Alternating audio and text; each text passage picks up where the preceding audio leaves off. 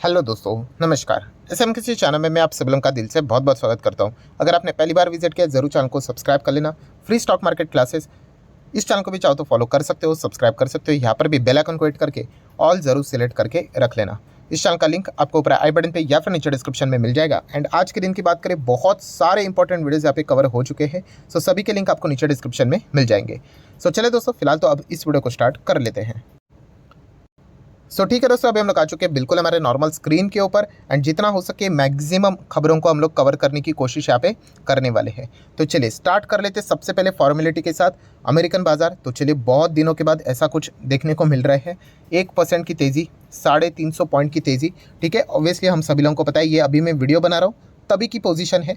अभी रात भर अभी भी बाजार यहाँ पे चलना बाकी है। सो क्या ये जो परफॉर्मेंस है वो बरकरार रहेगा या फिर कोई गिरावट आएगी, वो तो बाद में ही पता यहाँ पे चल जाएगा। बट फिलहाल अभी की अगर मैं बात करूँ, चलो रिफ्रेश करके देख लेते हैं। सो हम कह सकते हैं 350 पॉइंट के आसपास, मतलब 1% की तेज़ी फिलहाल तो अमेरिकन बाजार में देखने को मिल रही है। नैस्डैक की बात करें तो 1% की तेज़ी नैस्डैक में भी बनी हुई है। तो चलिए, अच्छी बात है। तो हमारे बाजार के साथ साथ वहाँ पे भी हम लोग को बहुत सारे बड़े बड़े दिग्गज कंपनी के नंबर्स देखने को यहाँ पे मिल रहे हैं। तो ये भी पॉइंट हम लोग को पता होना चाहिए। अभी इस प्रकार की तेज़ी देखने के बाद हम यहाँ पे डेफिनेटली ग्लोबल मार्केट को भी चेक कर लेते हैं। ग्लोबल मार्केट फिलहाल तो हम कह सकते हैं हरे निशान में, बट ओके परफॉर्मेंस है। 0.5% के करीब ही हम लोग को तेज़ी देखने को यहाँ पे मिली है। एंड इजराइल की बाजार की बात करें तो 2.5% की तेज़ी देखने को मिली। तो इस प्रकार का नज़ारा क्या ये बताता है कि इजराइल में कुछ, मतलब वॉर से रिलेटेड कुछ चीज़ें रुकती हुई देखने को मिल रही है। तो फिलहाल तो यहाँ पे जितने भी लेटेस्ट खबरें देखने को मिल रही है उसमें से बस मैं आपको इतना ही कहना चाहूँगा, अभी तक कोई भी ऐसा ऑफिशियल खबर देखने को नहीं मिला है कि जिसके चलते हमें ये इंडिकेशन मिल जाए कि वॉर शायद से रुक जाए करके। ठीक है, तो अभी भी वॉर चलते हुए देखने को मिल रहा है। सीज फायर की खबर बीच में सामने यहाँ पे आई थी, बट इजराइल ने सीधा उसको ठुकरा दिया। उन्होंने कहा कि अभी तक सीज फायर से रिलेटेड कोई भी खबर देखने को नहीं मिली है। एंड इसी से रिलेटेड थोड़ा सा कंफर्मेशन जानने के लिए हम लोग क्रूड ऑयल को भी देख ही लेते हैं। तो क्रूड में भी कोई बड़ी गिरावट नहीं है। ठीक है, 1% के आसपास ब्रेंट में गिरावट देखने को मिल रही है। एंड WTI भी 1% के आसपास गिरते हुए देखने को यहाँ पे मिल रहा है। तो ठीक है, हम लोग कह सकते हैं अमेरिकन बाजार में अच्छा परफॉर्मेंस देखने को मिल रहा है। हम प्रे करेंगे कि कल के दिन हमारे बाजार में भी जो शुरुआत रहेगी वो उसी हिसाब से शायद से देखने को मिल जाए।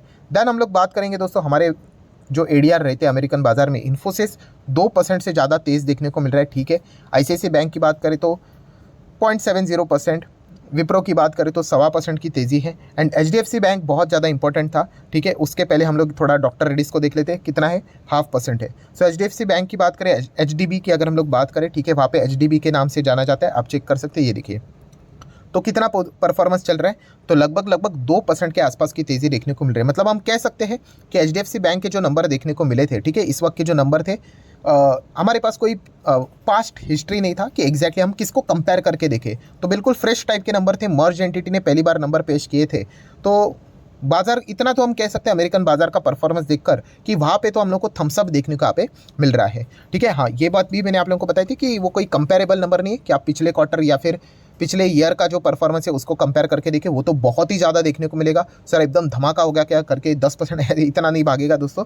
1-2% हम यहाँ पे कह रहे हैं। फिलहाल तो अमेरिकन बाजार में 1-2% की तेज़ी हम लोग को देखने को मिल रही है। तो एटलीस्ट हम लोग एक ओवरव्यू लेकर चले तो उस हिसाब से हम कह सकते हैं कि शायद से कल के दिन अगर HDFC बैंक अगर 1-2% की तेज़ी दिखा दे, ठीक है, जो कि फिलहाल अमेरिकन बाजार के हिसाब से हमें अंदाज़ा आ रहा है, तो फिर डेफिनेटली हमारे बाजार के लिए भी और अच्छा हो सकता है। क्यों? क्योंकि डाउ जोन्स भी अच्छा चल रहा है, नैस्डैक भी अच्छा चल रहा है। अभी मैं वीडियो बना रहा हूँ तभी तक की स्थिति है। एंड अगर HDFC बैंक भी अगर इसी प्रकार से चल जाए तो आपको पता ही है, bank Nifty, then financial services, फिर निफ्टी 50 को भी ऊपर लेके इजीली जा सकता है। प्लस इन्फोसिस को भी हम लोगों ने देख लिया, वो भी एक अच्छा बूस्ट दे रहा है। तो IT सेक्टर, मतलब हम कह सकते हैं कि अभी की जो स्थिति है, अगर अमेरिकन बाजार ऐसा ही क्लोजिंग दे दे तो कल के दिन हमारे बाजार के लिए शायद से अच्छा नज़ारा साबित हो सकता है। ठीक है, बट फिर भी वॉर से रिलेटेड कोई अपडेट आ रहा है कि नहीं, ये सारी चीज़ें हम लोगों ने चेक करनी होती है। ऐसा नहीं कि ये यहाँ पे हरा निशान है मतलब वहाँ पे भी हरा निशान होगा।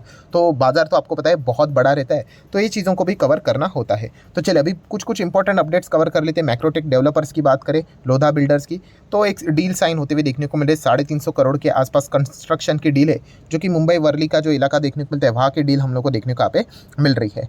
नेक्स्ट अगर हम लोग बात करेंगे दोस्तों, हमारे लिए थोड़ी सी क्या खराबी न्यूज़ है। कौन सी?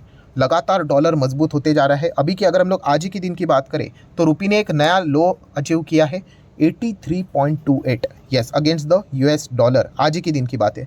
तो लगातार हमारा जो इंडियन रुपी है वो वीक होते ही जा रहा है, होते ही जा रहा है, होते ही जा रहा है। और ये बिल्कुल भी अच्छी बात नहीं। क्यों? क्योंकि आज भी हम लोग बहुत सारी चीज़ें इंपोर्ट करवाते हैं, तो इंपोर्ट करेंगे तो मैक्सिमम चीज़ें जो करेंसी में पे की जाती है वो डॉलर के फॉर्म में ही होती है। तो जितना अगर कल ये डॉलर 83 का 85 हो गया तो हर एक चीज़ के लिए हम लोग को एक और एक्स्ट्रा $2 देना पड़ेगा। 100 हो गया तो और एक्स्ट्रा देना पड़ेगा। तो ये नेगेटिव पॉइंट हम लोग को देखने को मिल जाता है। इसका नेगेटिव इम्पैक्ट हमारी इकोनॉमी के ऊपर भी पड़ता है। एमएनएम की बात करें तो जो एक्सपोर्ट से रिलेटेड परफॉर्मेंस देखने को मिल रहा है, थोड़ा सा हम लोग को डाउन होते हुए देखने को यहाँ पे मिला है। ठीक है, ये सारी चीज़ें प्लस माइनस यहाँ पे होती रहती है। ओवरऑल देखा गया तो कंपनी तो कमाल की है।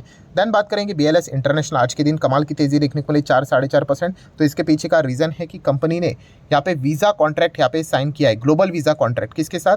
स्लोवेकिया के साथ यहाँ पे उन्होंने साइन किया है। ठीक है, एंड इस चीज़ के चलते हम लोग डेफिनेटली यहाँ पे कह सकते हैं 18 कंट्रीज़ से रिलेटेड यहाँ पे अभी हम लोग को दरवाजे ओपन होते हुए देखने को मिल रहे हैं। एंड इनका नया नेटवर्क बनते हुए देखने को मिल जाएगा somewhere around more than 54 offices के साथ साथ।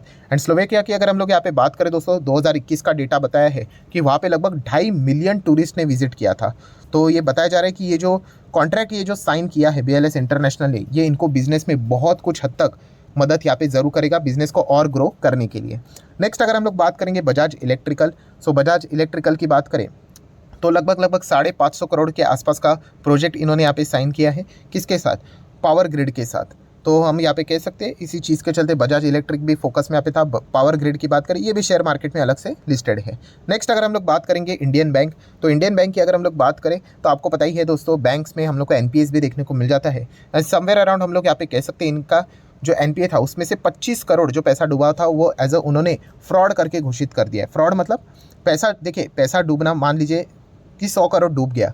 अभी उस 100 करोड़ में से डूबा है, ऐसा भी हो सकता है कि जेन्युइनली किसी ने बिजनेस के लिए लिया था, अब नहीं दे सकते, बिजनेस ही नहीं चल रहा है करके। बट यहाँ पे कुछ एनपीएस ऐसे भी होते हैं दोस्तों जो कि धोखेबाजी से ही लिए जाते हैं।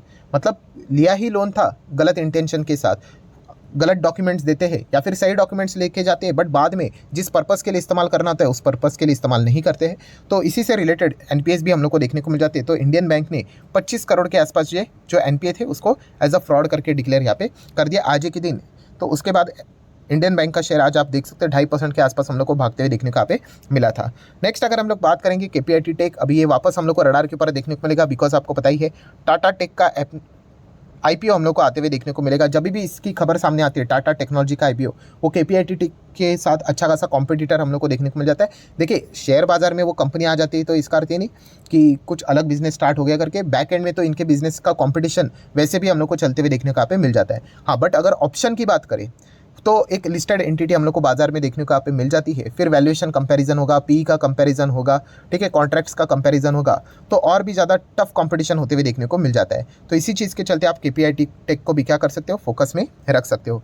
नेक्स्ट अगर हम लोग बात करेंगे दोस्तों, आज के दिन जो एक स्टॉक 8.5% तो नेट गिरावट रही, बीच में तो 11% से ज़्यादा क्रैश हुआ था।